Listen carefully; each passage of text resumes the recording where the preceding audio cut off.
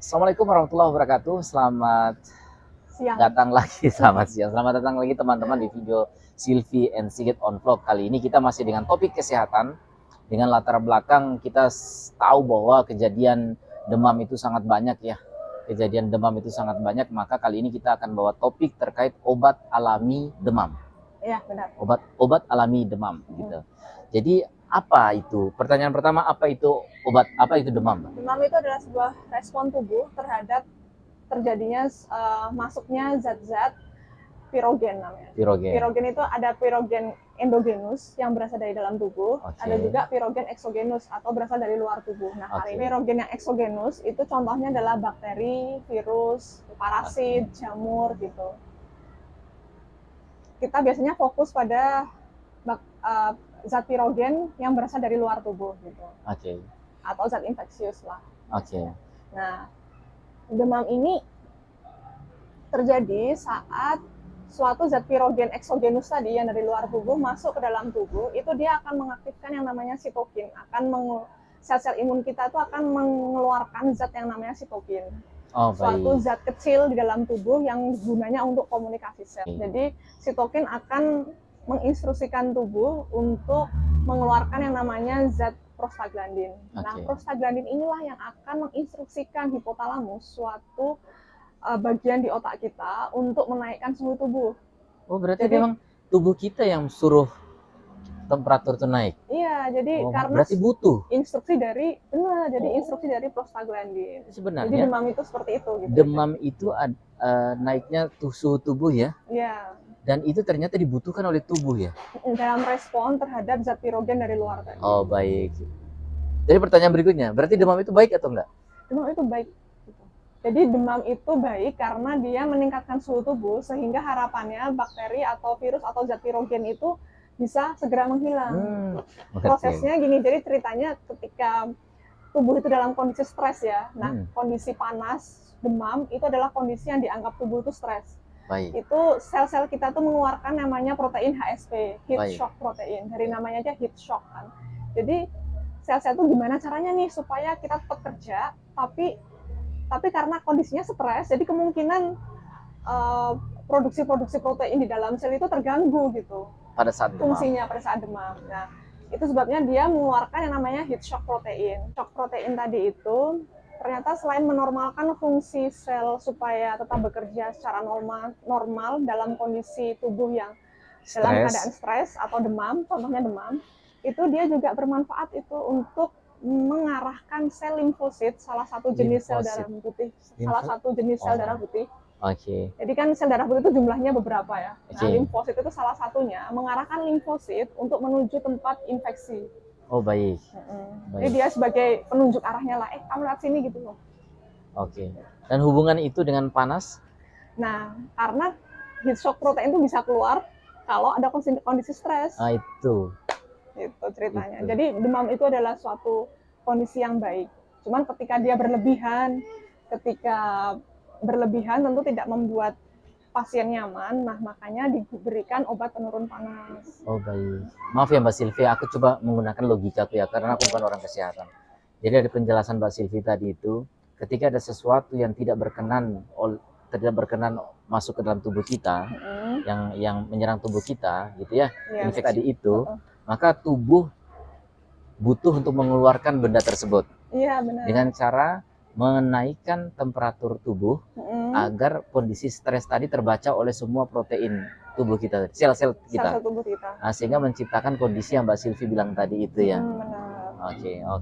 Berarti memang demam itu atau temperatur yang panas tadi dibutuhkan oleh tubuh. Tapi memang kalau pada kadar yang berlebih begitu, itu harus kita turunkan karena takut efeknya ke yang lain gitu ya. Iya, benar. Pertanyaan berikutnya Mbak. Orang demam minum obat. Apa sih cara kerja obat demam di pasaran itu Mbak? Ya, tadi kan sudah disebutkan ya bagaimana sitokin yang dirangsang ketika ketika masuk zat pirogen. Baik endogenus dari dalam tubuh maupun pirogen yang dari luar tubuh atau eksogenus. Jadi ketika sitokin itu keluar, dia akan merangsang terbentuknya prostaglandin, suatu penyebab demam yang utama. Jadi prostaglandin ini yang akan menyuruh menginstruksikan hipotalamus untuk menaikkan suhu tubuh. Nah, obat-obat penurun panas yang bekerja di pasaran, contohnya adalah acetaminophen atau paracetamol, itu adalah jenis senyawa obat, Mas. Nah, Bukan produk ya? bukan. Jadi senyawa bentuk struktur paracetamol itu akan menghambat yang namanya prostaglandin gitu. Sehingga ketika prostaglandin dihambat, otomatis hipotalamus tidak menangkap pesan untuk menaikkan suhu tubuh, otomatis suhunya akan tetap di situ atau menurun menjadi normal. Kalau Mbak ternyata sudah dikondisikan seperti itu oleh obat, lalu temperatur masih naik lagi, itu memungkinkan nggak? Oh, memungkinkan dong, karena kan namanya obat itu kan ada jangka waktunya ya, ada onset. Onset itu namanya tuh, jadi obat tuh ketika naiknya tuh di menit keberapa, di jam berapa, kemudian nanti dia akan turun lagi. Oke. Nah, ketika turun lagi harus diminumin lagi. Oh begitu. Tapi Itulah, tentu aja ada itulah, batasannya. itulah Pak. kenapa kok sekian kali sehari gitu. Tapi ada batasannya ya tetepan. Ya iyalah pasti. Pasti ada ukuran dari dokter lah. Panas lagi nih, berarti aku minum terus gitu. Jangan, ada batasannya maksimal sehari berapa. Nah, ikuti aja aturan dokter.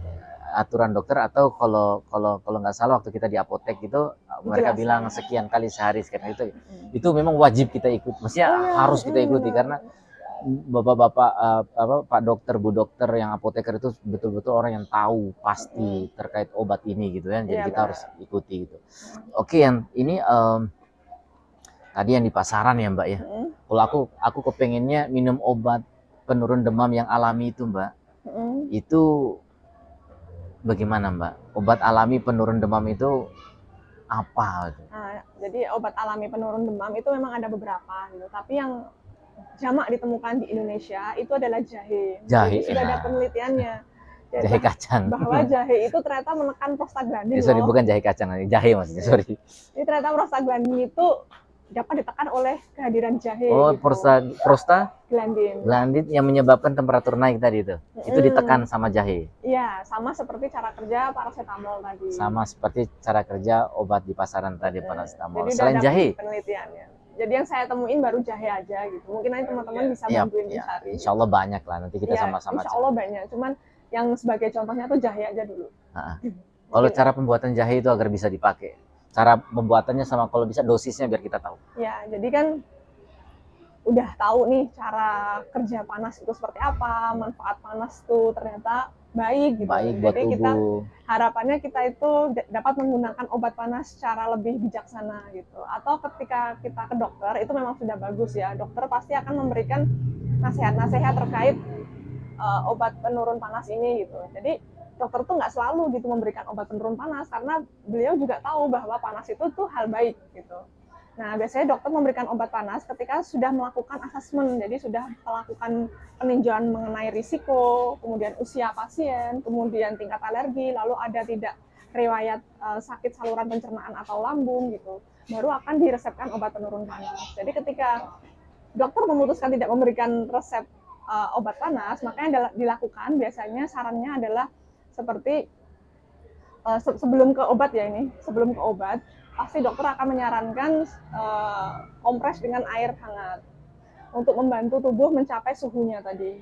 Jadi suhu yang pengen tubuh kondisikan. Jadi kompres air hangat. Kemudian tidak berlebih gitu ya. Ya, kemudian kita juga banyak minum air karena untuk supaya suhu yang berlebih itu suhu yang berlebih itu supaya supaya membuat nyaman pasiennya dengan cara menjadi lebih agak turun sedikit dengan adanya air yang kita minum. Itu baru treatment yang biasanya disarankan oleh dokter. Tapi untuk kita boleh juga nih membantu dengan cara membuat bahan alami dari obat-obatan yang obat-obatan herbal gitu yang bisa kita temukan, contohnya adalah jahe. Jadi cara pembuatannya jahe dan dosisnya. Jadi jahe itu ambil saja 2 ruas jahe. 2 ruas jahe ini kan 3 ruas ya. Jadi 2 ruas jahe itu kita cuci bersih dulu karena dia biasanya kan terendam tumbuh di bawah tanah ya, rimpangan ya. Ya dicuci lah pasti. Cuci bersih sampai tidak ada tanahnya. Kemudian habis itu dikupas. Oh, dikupas. Dikupas, habis itu bisa dirajang atau tumbuk. Serut. Tumbuk nggak? Tumbuk jarang sih, yang nunggu jahe kan agak keras, Pak. Ya, kamu dirajang aja gitu ya, Mbak? Dirajang atau di ini loh. Serut. Diparut. Nah, diparut. Jadi setelah diparut itu kita rebus Nah, Parutannya itu. parutannya itu, Bukan yang diparut, hasil parutan. Parutannya itu kan hasil yang diparut. hasil yang diparut berupa jahe tadi kita rebus dalam air mendidih sebanyak 2 kali gelas minum biasa. 2 Karena kali nanti gelas. karena 1 kali minum gelas itu untuk sekali dosis gitu. Untuk gelas ukuran 200 ml biasanya. Untuk 2 ruas itu 2 gelas. Jadi dua gelas berarti kan 1 gelasnya 200 ml kira-kira. 1 kali minum kan 200 berarti 400 ml. Oke. Jadi setiap 2 ruas itu 400 ml, itu diminum 2 kali sehari. Direbus dulu. Oh iya, direbus dulu Berapa selama lama? 20 menit. 20 menit. Setelah habis itu baru disaring atau bisa itu langsung maaf sampai mendidih nggak? Ya dimasukkan dalam air mendidih kan tadi. Oh, sorry ulangi lagi. Parutan tadi setelah diparut 2 ruas tadi, kemudian airnya kita rebus, tapi belum kita masukin kan? Iya, belum. Rebus sampai mendidih dulu. Iya, benar. Baru setelah mendidih baru dimasukin jahenya. Iya. Kemudian tunggu 20 menit. Iya. Baru kemudian kita minum sebanyak 2 kali sehari. Oh, dan minum 2 kali sehari. Oke, saya rasa itu sudah semuanya. Mudah-mudahan membantu teman-teman yang karena sekarang kan banyak demam ya. Jadi ketika kita kepengen obat alami, ternyata obat alami itu ada, dan paling tidak kita paham bahwa ternyata demam atau kondisi temperatur tubuh kita naik itu memang disengaja oleh tubuh kita untuk membantu tubuh kita agar cepat sembuh. Benar. Tapi yang kita mitigasi temperaturnya jangan sampai berlebih begitu kan. Tapi kalau nanti memang kita butuh obat penurun panas, maka bisa menggunakan yang alami. Salah satunya jahe dan mungkin banyak lagi.